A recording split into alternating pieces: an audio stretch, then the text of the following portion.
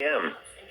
At 6:21 p.m., Doppler radar indicated thunderstorms producing heavy rain across the warned area. Between 1.5 and 2 inches of rain has already fallen. Flash flooding is ongoing or expected to begin shortly. Hazard: flash flooding caused by thunderstorms. Source: Doppler radar.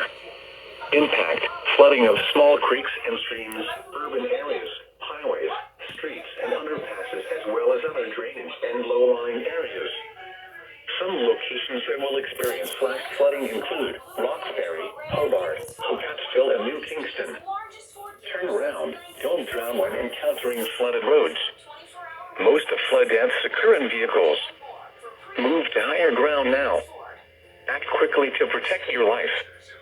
Please report flooding to your local law enforcement agency when you can do so safely.